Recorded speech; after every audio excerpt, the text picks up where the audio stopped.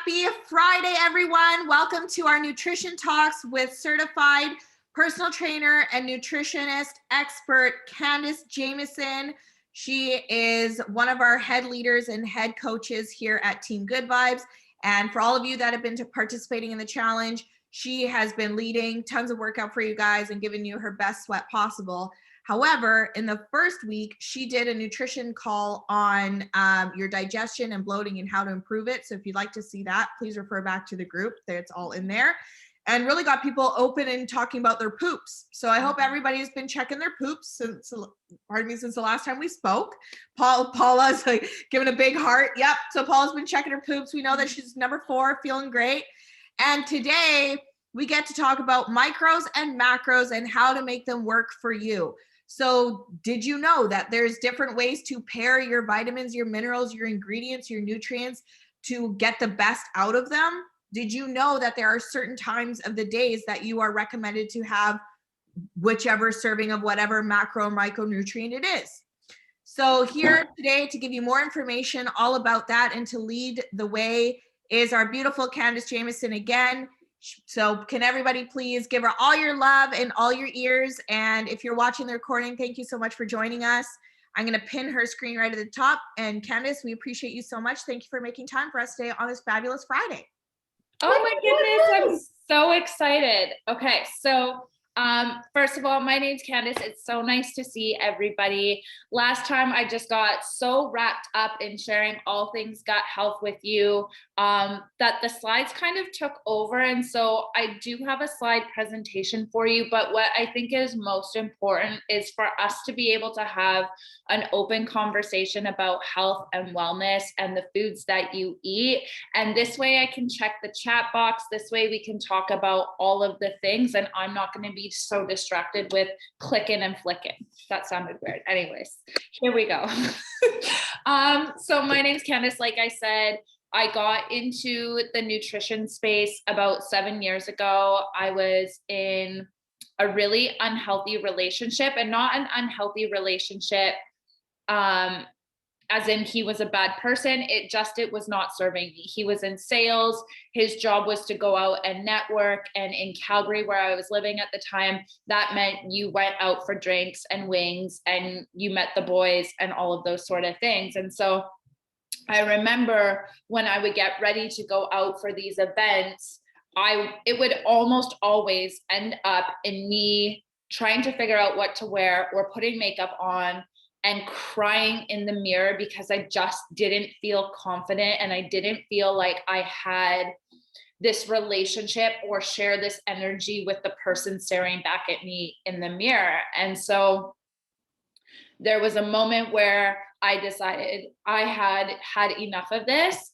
and I was going to hire a fitness coach and they were going to do my meal plan and I was going to do all the things, which I did. I followed the plan every Friday night. It was my cheat meal, which I will never, outside of this conversation, use that word because I do not believe in that. My evolution of wellness has, I guess, evolutionized.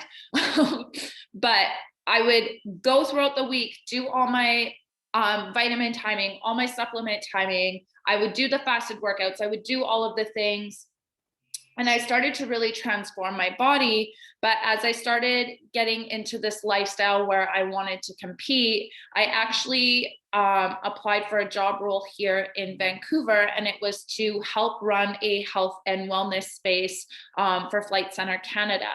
And when I moved here, one of the first people I met was my good girlfriend, Gurji, and she had just finished competing and her trainers had depleted her so much and had really not supported her body from a nutrient level that she hadn't gotten her period for 3 years is when she actually ended up getting it back. But she damaged her metabolism and she put on a lot of weight and she really struggled with her confidence as much as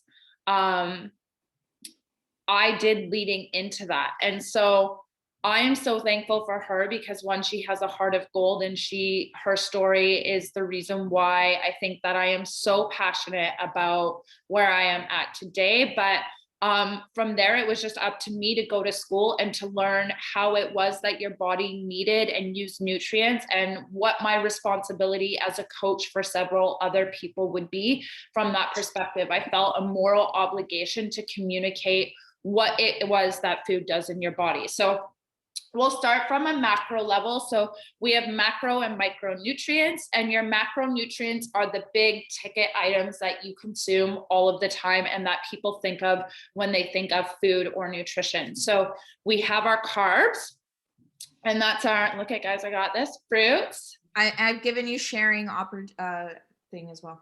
Okay, I'm not going to use my slides, but I will post it. But like, we're going to do all the things like practically here. Okay, it'll be a fun learning experience. And then you guys, if you have questions, this way I can read the messages, just pop them in the chat and it's all good, right? There we go. Okay, so we have our carbs, and the whole responsibility of carbs is to convert food into fuel for your body.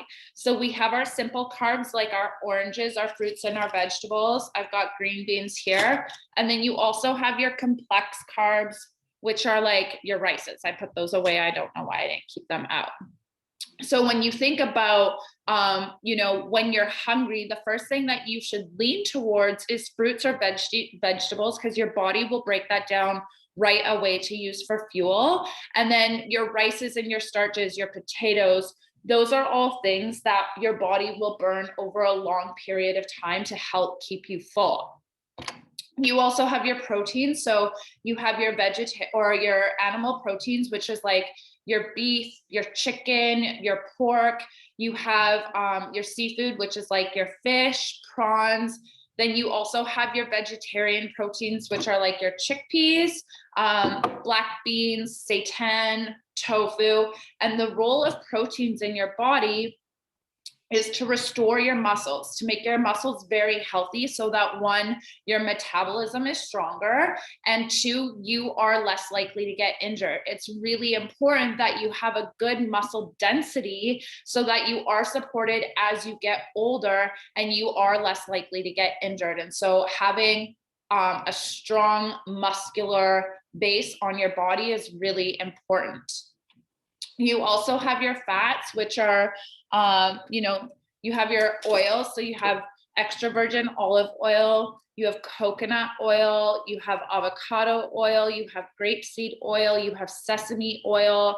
You also have your nuts and seeds. So like I have pumpkin seeds here, your dairy, which is your milk and your cheese. Now, one thing that I want to say about fats is they are solely responsible for your hormone balances. So when you think about what your hormones are responsible for, that's your neurological health. That's your ability for your hair to grow, your eyelashes, the color of your eyes. And that doesn't change the color of your eyes, but your vibrancy and your vision. It's responsible for all of your happy hormones that are made in your gut. It's responsible for your cycles. So when you think about your reproductive health, whether or not you want to have children, having a strong and a healthy cycle is really important, because that is a effect of having your hormones in balance. Strong libido, so your sex drive, that's really important. Those are all, like the quality of your skin, those are all things that are affected by the fats in your diet. And so, when you look at somebody who has been in a disordered eating space where they have anorexia, or, on the flip side of that, where they're obese and they're overweight because of their relationship with food, oftentimes those women don't get their period. And that's because their hormones and their fertility are out of whack because of the fat ratios in their diet. And so that is a very basic level of what your macronutrients are. And before we jump into the smaller side of things, like our minerals and whatnot, I want to talk to you about how to pick the best diet for you. So for example, keto is where you have now switched veggies and fruit from being your source of energy to your oils and your nuts and seeds, your other quality fats, to being what your body uses as its energy source. And what's important to know about that is that if to get your body into ketosis, you have to be consuming 85% of your plate to be quality fats. 15% is going to be quality protein, so super lean proteins like chicken, salmon, and then the rest of that 5% is carbs. And so that's why you eat a lot of leafy greens and things that aren't super carb dense. And so one thing that gets miscommunicated in this diet culture is that just means that you don't eat carbs. It just means that you don't eat rices or grains. You're eating whatever vegetables you want, lots of protein. And then you see people still loading up on those healthy fats. And the damage with that, guys, is that if your body is not in that state where you're consuming 85% fats, your body is jumping in and out of ketosis, and that's really hard on your liver and kidney. Likewise, there's the Mediterranean diet or the vegetarian diet, where your body uses a combination of carbs and lentils, so like proteins that are very carb dense, and that combination mixed with the ratio of seeds is what completes a full protein chain for you. So the message that I want to get across here is that it isn't one diet fits all, but as you go through whatever lifestyle choices you make, it is very important to look at not only what foods will you be eating, but what foods do you like and what foods are going to serve you energetically. And what I mean by that is, if you really love spaghetti and meatballs, or you really love, vegetarian proteins, then moving into a keto diet or into a Mediterranean diet might not necessarily serve you, because yes, short term, you can stick to the foods that will serve you in those 3 columns, but long term, you genuinely love and appreciate foods from a different column. And so it's important to look at what will serve you long term, because we all know that a fad diet is something that you stick to for a very short period of time. Then you get frustrated because you can't eat or drink the things that you like. And then you end up either binging or reverting back. And then the weight slowly comes on anyway. So as we go through this, guys, if you have questions, or even in the future, if you're watching this from home and you want to talk about what diets best serve you, please feel free to reach out to me. That's what I'm here for. How are we doing so far? Any questions?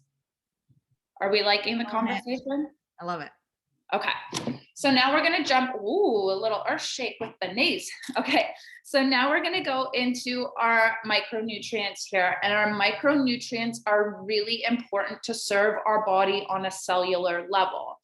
And so what micronutrients are your vitamins and minerals. So, we have our daily essentials pack, and then our minerals are things like iron that come from elements of the earth. And what's important here is that you have the right micronutrients to balance your body. And so that will look a little bit different for everybody, but things that we want to be consuming, especially here in Vancouver, are vitamin D. We have our omega-3s, which are really good for our neurological health, but they're also really good for our blood circulation. And then you want to be taking, depending, for me, I have to take an iron supplement because I like to eat a plant-based diet. That's what serves me. But unfortunately, I have a tendency to be anemic. So I need to make sure that I am supporting my body on a micro level. And you can look at those panels either by getting your blood work done and seeking a naturopath, or you can ask your family doctor, depending on what their relationship is with food. So I will say this, that some doctors like to just prescribe things. You want somebody who's going to look at this from a very cellular and holistic place. So when we talk about our micronutrients, the reason why that's important is your body is made up of thousands and billions of cells. So with that, each cell has its own health. So it has its nucleus, which is basically the brain of the cell. Then there's this cytoplasm around it, and then there's this little barrier or this wall. And so that health of that cell is responsible for how well the rest of your body works. And so, for example, if you're micronutrient dense in one area, maybe that cytoplasm or that like jelly around your cell brain isn't as fluid as it needs to be, that means that your cell cannot move around your body or function at its highest potential the way that it should. Or maybe that means that there's a little gap in your cell lining and toxins can go in and out at a pace that you don't want them to. So maybe that affects your immunity. So, you know, there's a lot of things that you need to consider when you're making your plate. And I know that this can seem really overwhelming, but there are so many tools that you can use to figure out what is going to work best for you. So for example, I hate to use keto as a diet or as my example here, but ketogenic dieters really need to increase their sodium, because what happens is on a ketosis, you create a lot of, I can't remember the word. It's like, I can't remember the word. I'll pop it in here after, but you create a lot of that. And what happens is as that builds up, your body actually starts to create kidney stones if your sodium isn't high enough. So imagine being on ketosis and eating all these fats, but then not eating the right micronutrients to support that. And then all of a sudden you get kidney stones. So this is really important to consider also when you're choosing the best diet that will serve you. One of the reasons why I love the products that I use and why we're here is because the products that we use are so nutrient dense and they can support any diet or any type of nutrition that you are looking to move towards. And it's not so much of a diet, it's more of a micronutrient increase. So allowing your body to be served at its cellular level so that you have the energy, the gusto and the excitement, and also the health to go along with your daily habits. So when we look now at our macro and our micronutrients, you're asking, Kandis, how do I put this all together? So I grabbed a trusty plate here. See, I'm like Vanna White with this plate. Trusty, so trusty. So trusty. It is trusty. Now, I'm not sure if you guys know, but when you take a big dinner plate, there's usually a little circle on the inside. That's actually the amount of the plate that you're meant to fill. So you're not meant to fill it from rim to rim. You're meant to use the inside of this plate here. Fun fact number one. Okay. Fun fact number two is we're going to draw an imaginary line down the middle here. Okay, so this is just a typical whole foods diet. I'm not going to go into keto. I'm not going to go into Mediterranean. I'm not going to go into vegetarian. I'm giving you the basic blocks because we only have a little bit of time here. Half of your plate should be fruits and vegetables. And again, the reason why is your body uses those fruit and vegetables right away to give your body the energy that it needs to get through the day. What happens is if you overeat on fruits and vegetables, your body stores that in your cellular level as energy that can be used at any time. So if you're going for a really tough workout or you're feeling fatigued, your body can go to those sources of energy to convert it to fuel right away. Then you want to create about a quarter of your plate, so this portion here, of your protein. So whether that be vegetarian protein or whether that's animal protein, that's a decision for you. And then you want an eighth of that to be a healthy starch. So healthy starches are your rices, your quinoas, you can use bulgur, whole grain foods, rich fiber, so that those number twos, those stools are really bulky because we all know we like those. And then the other eighth should be your healthy fat. Now, one thing I want you to consider is that when you're putting in that healthy fat on your plate, you also have to account for the fats that you're using to cook with. So spray oils are really good because you get to spray the whole pan. Make sure that there's no like propane or fuel added into it. You want it to be all natural sources. And, you know, you can use that helps out a little bit. But if you're using olive oils or sesame seeds oils, you want to factor that into the eighth of the plate that you would be consuming. Any questions so far? Very helpful. Okay. Now say it's Friday night and coconut oil is great. I'm a huge fan of coconut oil. FYI though, however, with grapeseed oil and avocado oil, Those two oils need to be consumed within 24 days of being open and oxidized. If they're not consumed within 14 days, all of their live nutrients are dead, meaning you're just consuming oil that you're not going to get anything from. Okay. What about like large bottles of avocado oil that people get to cook with and all the things? After 14 days, they're dead. They're oxidized. Yikes. Right? It's crazy. Okay, so it's Friday night. You guys are going out for dinner. You want to enjoy the pleasure of eating food with your friends. And that also is something that we will talk about down the road. But finding a diet where you can sustain and live a social life is really important to you. But it's Friday night. You're going out to Cactus, you're having some drinks, and you're thinking, I genuinely want to stay on track with my goals. What is a good portion size for me to do? So again, you want to think about that middle part of the plate being what you consume. And then you want it to be 3/4 of your veg. So like whether it's fruit or veg, whatever that is. And then you want it to be like almost mostly protein. And then the rest you're going to leave blank, because that is going to account for the amount of fats and preservatives that the restaurant uses to cook your food. We good? So you're saying there's a blank spot in the restaurant plate because we got to account for excess things that are hidden within, in which we have no idea about measurements and all the things. Exactly. Love it. Okay, plate down. Let's talk about pre and post workout fuel, because I know that a lot of you are very vibrantly active, and amen, that is a great thing. So leading into your workout, you want to be eating about 60 to 90 minutes at least outside of your workout, so that your body has a chance to consume those macronutrients and use it for fuel. So you want to consume fruits and veggies, because we know your body will use that for energy right away. You maybe, depending on how long out you are from your workout, you want to consume a healthy starch. So I like to have rice cakes. You can have some rice if you're having a little bit of like a stir fry or something before, and you want to consume a little bit of protein. And that way your body has everything it needs on a macro level to support you going into your workout and to use that for fuel.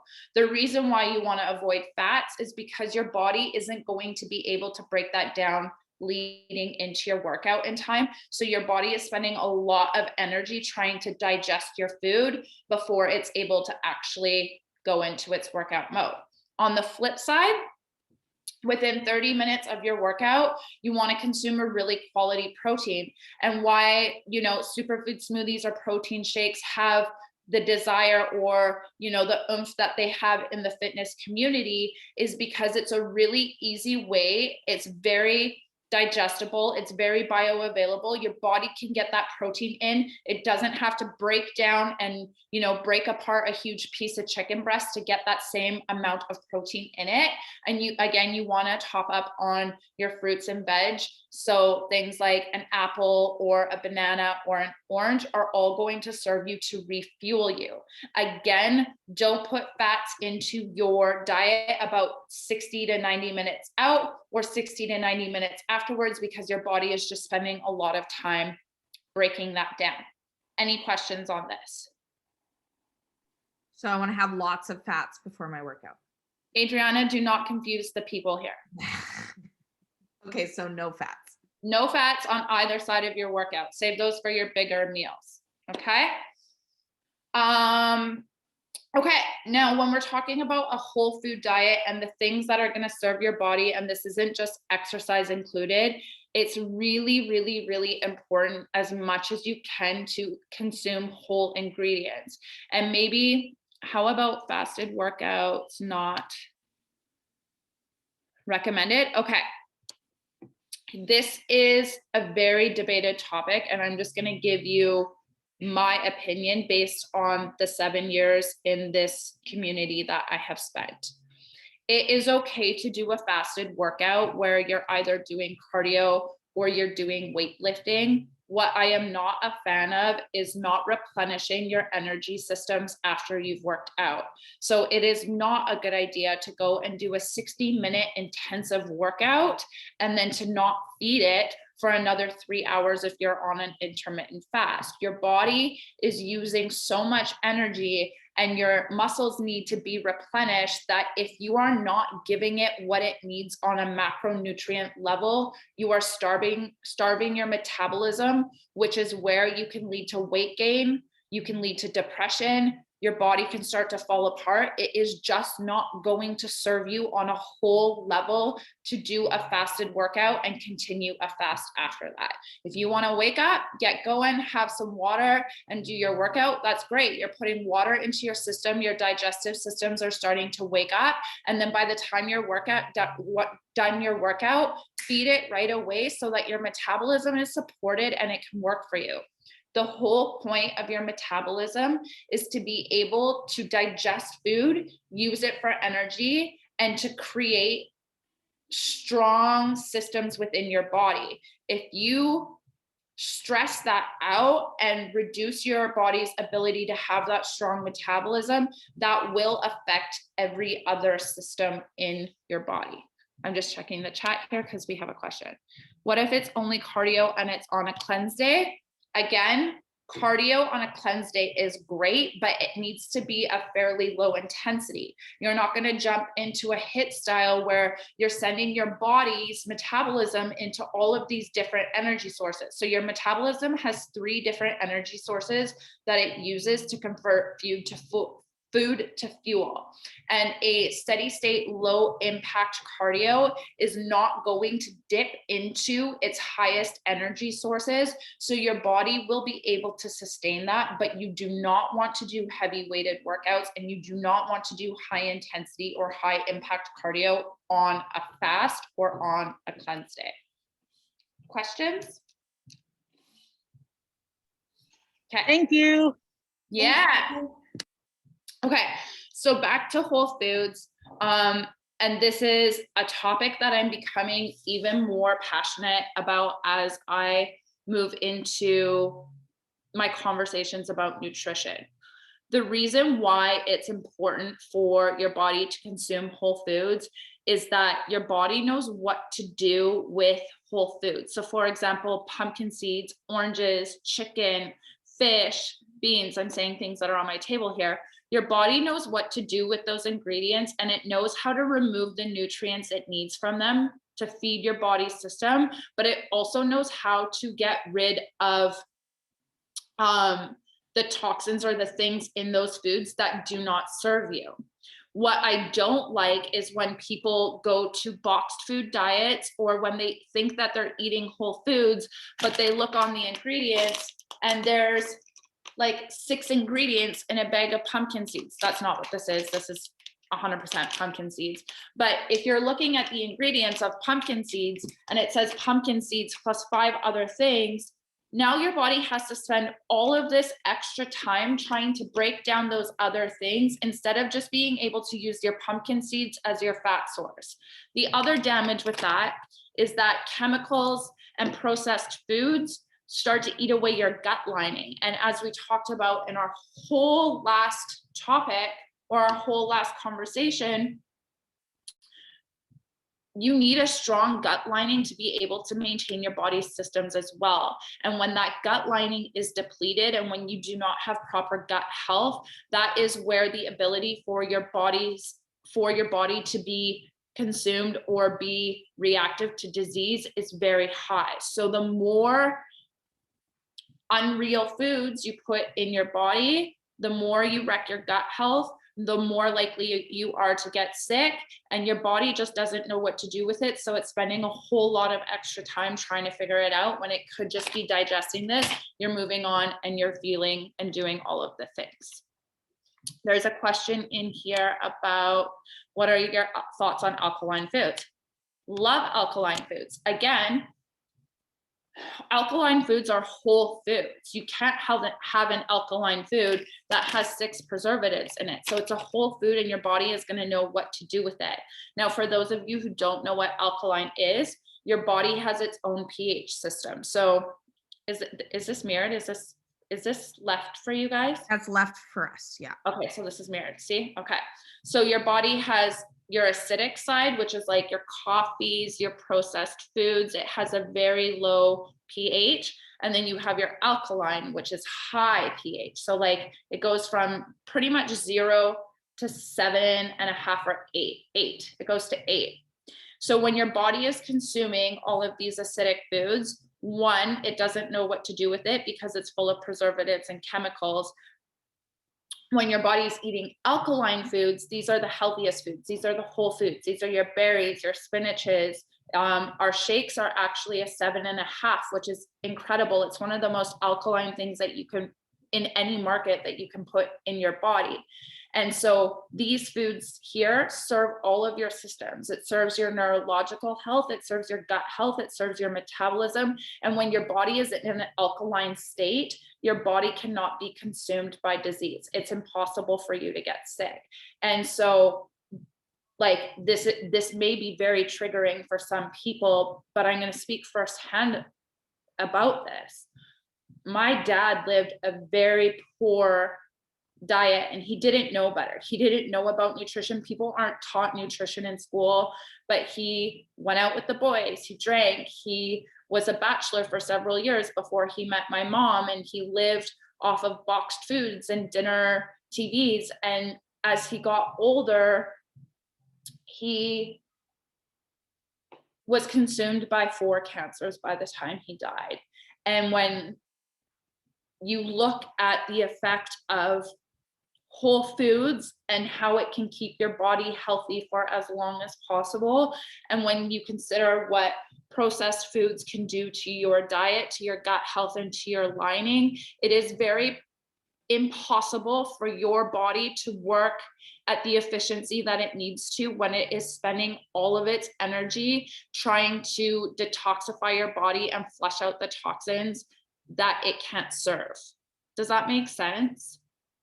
Yeah, and I really like that you're saying all of that, because I think that like the diet type IFYM, if it fits your macros, so many people look at food as a number, and just if they can fit it in and not gain weight, but not realizing what it's doing to their health and how detrimental it is on the other side. So not looking at food as just a number and for a weight gain or weight loss goal, but actually taking into consideration things like pH, like micronutrients and what have you. I think this call is just really great because it's peeling back those layers of understanding food for what it is and appreciating food as the ingredient, opposed to just a number in which to get to a weight loss or weight gain goal. Yeah. And I'm going to be honest with you guys. Like I said, when I transitioned from not having any confidence to wanting to lose weight, I went a caloric route where I focused on calories in versus calories out. And from coming into contact with really incredible people that I've met in my life, to having a lot of my own health problems. I used to have hormonal acne all over my face. That was so bad. I would literally get craters all over my face and like the ones under your skin.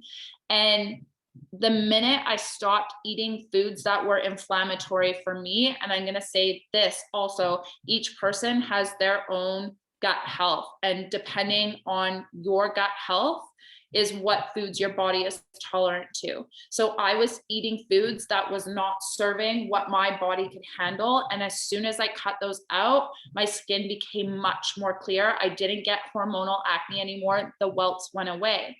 That being said, when I transitioned into a vegetarian diet, not knowing the things that I know now, I didn't support myself on a cellular level. I didn't increase the micronutrients that I needed to take. So I became anemic. And there was 2 months there where I had to sleep all of the time. I was awake literally to go to work, and then I came home and slept. And then it wasn't until I started getting bladder infections all of the time that I had to look at what was happening on a cellular level inside of my body.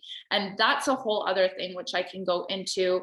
But my bladder infections were caused by stress and how I was cooking my food. And it wasn't until I looked at, the energetic shift in your body and the way that Chinese medicine works. Thanks to Ren, she really helped me out with this.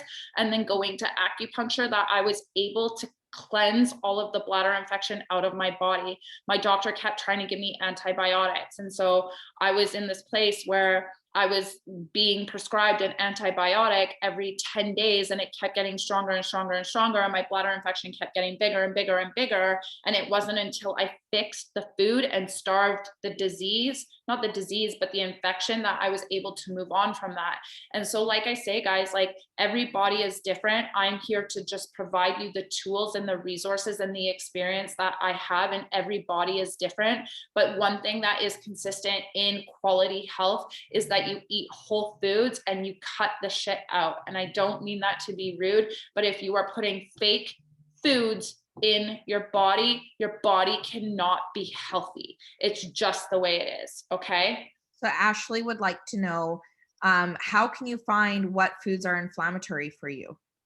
So there's a few different things. One, when you eat a mostly whole food diet. So for example, when you're eating a really clean diet and you're checking all the ingredients to make sure that there's not any excess garbage in there that your body has to fight off, you will become very in tune with your body. And there's things that you can look out for. If you're eating something and instantly you get cramping, or you start to get bloated, or you start to get gassy, or you notice that you're getting like skin acne around certain foods, then that food right there is trying to communicate with you that your body doesn't like it. In that case, you can do something like an elimination diet. And that's where I specialize and coach outside of isogenics, is through elimination diets and finding foods that work from you. Or the second thing that you can do is you can go into a naturopath and ask for a panel to be done. I'll be very straight up with you guys. That is an investment. Mine was $700 to figure out what foods were my inflammatories. And it's like, for me, it was things like celery, beets, peas, tofu. Like, it's very specific to every person, but it depends on how you were brought up. And it just is a factor of your environment and what you have consumed up until that point, and how your health has been up until that point. There's another question here. For weight loss, what do you recommend for macro percentage? Example, is it 40, 30, 30 protein, carbs, fats? I don't coach weight loss like that, to be honest. So I'm not the person to ask for macro. I will coach you based on eating quality food. So like I said, if you take a plate and you are a whole food dieter, so you're eating animal proteins, vegetarian proteins, I'm going to tell you, half your plate should be fruits and vegetables, half of it should be starches, or an eighth of it should be starches and carbs, then another eighth fats, and then another quarter protein. If you're doing everything that you need to do, like consistent workouts, making sure that your micronutrient intake is high, and this plate isn't serving you, you're still gaining weight, or the scale isn't moving, or your clothes aren't getting looser, then what we would look at is decreasing or changing the ratios of this slightly. But I don't weigh my food and I don't count calories. So I can't really be specific for that question. Sorry. It's better you saying the truth than just trying to fake an answer. Yeah, I mean, like I said, there are coaches for every specific purpose that you want in your life. If your purpose is gut health and to feel confident and to not feel bloated and to have the energy to live your life, then and most of the coaches on this team are the coaches for you. Well, and I think too that the question is a little bit also, it depends on your age. It depends on like it depends on so many things, and that's really exciting because everybody is different. But I cannot give a blanket answer when it comes to nutrition. It's just not going to serve everybody. There isn't one rule or one thing to go by. Or for example, in the question there, Carrie, you write, for weight loss, what do you recommend as sustainable? Weight loss and sustainability, I don't really think are truly go hand in hand, because when you're trying to lose weight, you're trying to be in that deficit. So Is being in a deficit always sustainable? No. And I think a lot of people also get caught up in always being in a deficit and not realizing it's healthy to be in a maintenance phase, and to even in a little bit of a surplus. You don't always want to be eating in a deficit. But also with weight loss, like for example, when I do my competitions, like protein is out like over the top. And that's not sustainable realistically. And for example, what I mean is, if I was, if I'm regularly 150 pounds on stage, maybe 120 pounds, meaning I have 120 pounds of lean muscle, which it's said to have one gram of protein per lean muscle. So really my body only needs 120 grams, but for an extreme weight loss, my coach has it up to 180 grams, which is far beyond my needs. So to say, after this phase of me trying to hit stage, do I want to be sustainably eating 180 grams of protein? No, probably not. That's not so that's why I feel like you're right, Candice, where there's not really like a blanket answer, because there's so many different approaches. And then what is sustainable, what is not, what is the goal, age, data, metabolism, muscle density, like you're so right. And Courtney had a really great comment. Like Courtney was saying, she coaches her clients in a deficit, but it is person to person. And Courtney is very, like, a lot of her demographic is women who are shredding for the wedding. And let's be honest, when you're shredding for your wedding, you want to fit into a certain size, and you want to feel lean, and you want to have more muscle or less body fat than you typically do on a day-to-day basis. But that's what Courtney specializes in. And so she would be a person to reach out to in that space. I am here to coach a wellness conversation. FabFitFun. FabFitFun. Okay, so let's talk about some fun things. So what to do when you are drinking alcohol. So when you drink alcohol, it actually increases a hormone in your body, which tells you that you have to pee all the time. So not only are you peeing all the time because you're full of the liquids that you are consuming, but your body has actually been tricked into releasing a hormone that tells your bladder it has to go all the time. That's cool, but what happens is when you're excreting that much urine, you are losing a lot of micronutrients out at the same time. So what's really important is not to take your vitamins before you drink, because you're just going to pee them all out. What's important is that when you get home, you top up on your vitamins, you have some ionics because it's got all your plant-based minerals in there. And then electrolytes are your best friend in that scenario, because electrolytes increase the mineral balance in your cells, and your cells after having been drinking is depleted. So that's the best thing to do when you're drinking. Let's talk about detoxification, because this is really important. And so whether you detoxify or whether you cleanse or whether you intermittent fast, there is one thing that is consistent. When your body is consistently breaking down food, your body doesn't have a chance to rest. And so your organs have its own circadian rhythm, just like your brain needs to go into sleep for it to be able to work for you. If you don't get the proper amount of sleep, your body actually keeps track of that. And it will, like, your body needs 8 hours of sleep a day. And if you don't get that 8 hours sleep a day, it continues to go in a deficit, and your body works less and less and less for every hour that you don't sleep. And for some people it's 6 to 8, but 8, we're just going to say, is the magic number. The same is true for your organs. And so what happens is when we go to bed, our bodies get a chance to then eat and break down all of the food that we have consumed for that day. And then after 8 hours, or no, it's 6 hours of not eating, that body now goes into, or your organs go into, its rest phase and regeneration phase. So, we look at diet culture and people are up until 8 or 9 o'clock at night. And that's not the case with this community, but we're up till 8 or 9 o'clock at night, or sometimes 11, and we're eating and drinking. And then you wake up at 6 a.m., you go to the gym and you start to eat. Your organs never have a chance to rest, which means they never have a chance to regenerate and repair. And so what detoxification or fasting does is it allows your space in your body an opportunity where it can begin to flush all of those things out and actually have a sustainable amount of time where it can work to regenerate itself. And there's actually been a lot of studies done where when people time, and this isn't a medical claim, this isn't an isogenics thing, this is just an intermittent fasting versus chemo and radiation. When people are able to pair their radiation with an intermittent fast where their body is in a fasted state, that radiation and that chemo treatment is much more effective.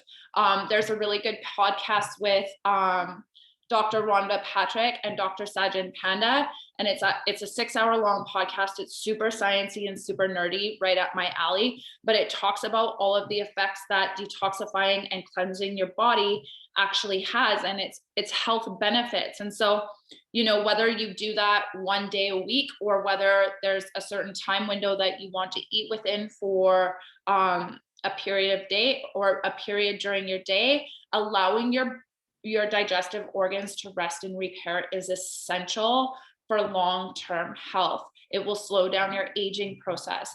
It will flush more things out of your lower or out of your small and large intestine. Your bowel movements will be better. Your energy will be better because your body isn't constantly working to detoxify. You're giving it the space where it has the opportunity to do that and then to rest. Just like, you know, you can't live in the sun all of the time. You need the ability to be in the dark. This is the same thing for your body.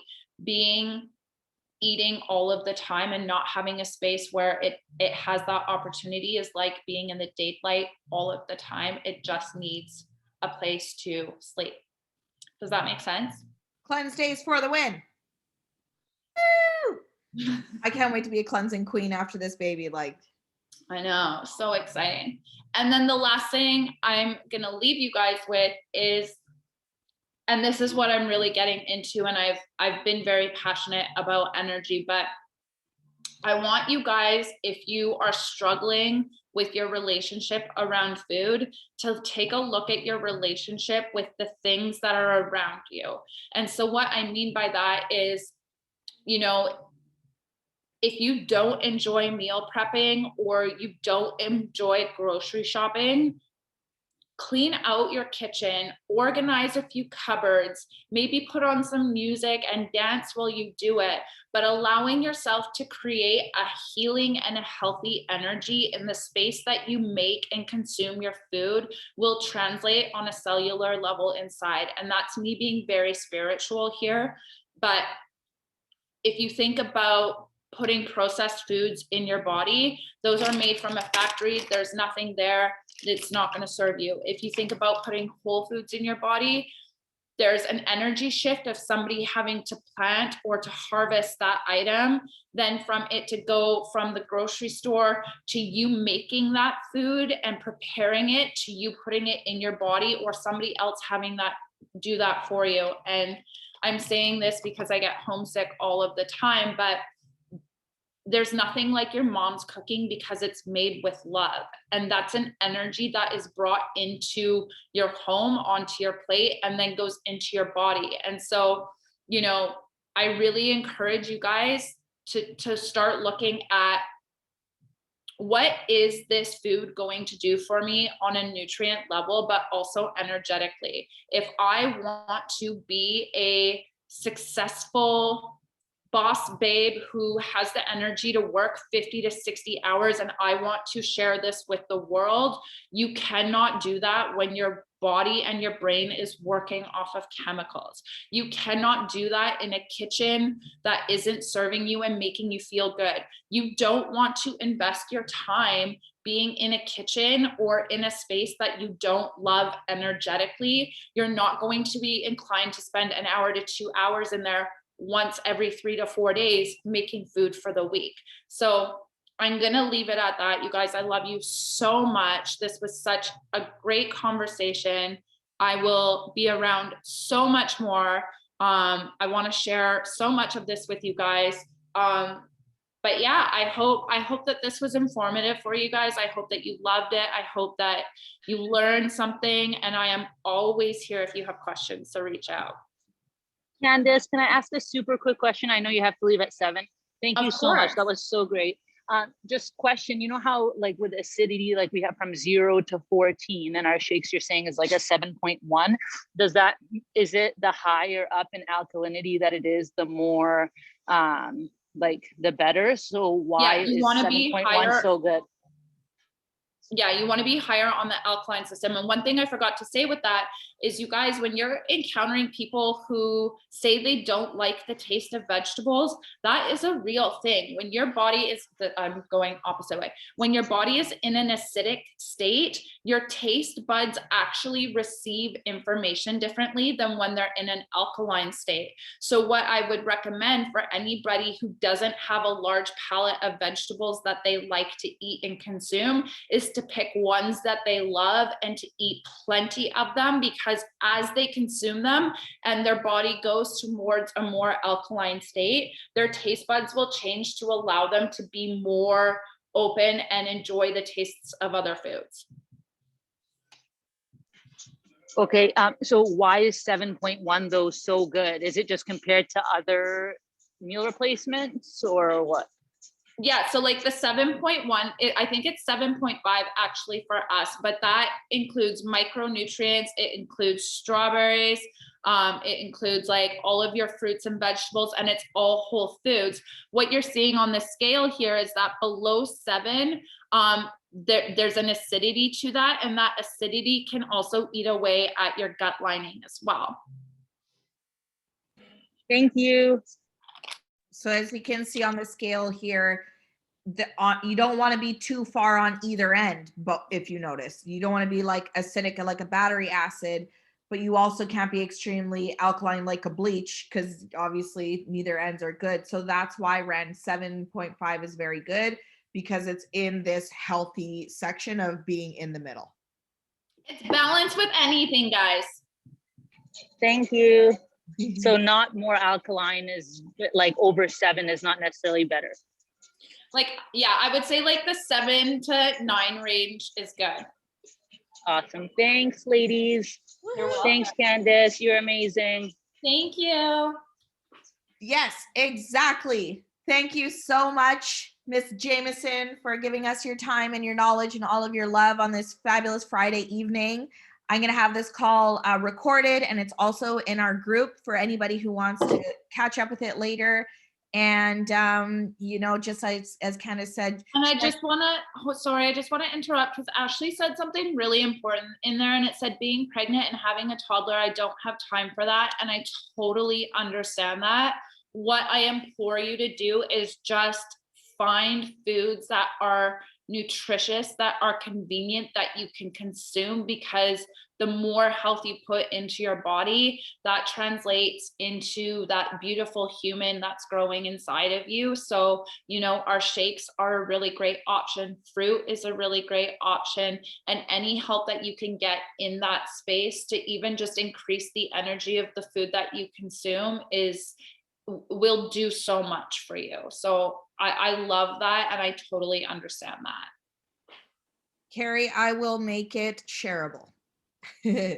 As of right now, it's in the challenge group, but I'm also recording it so I can upload it to YouTube for a link too.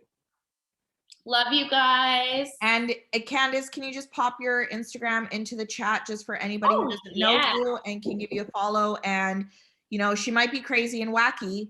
And I don't know if you've actually watched any of her workouts, but they're entertaining to say the least.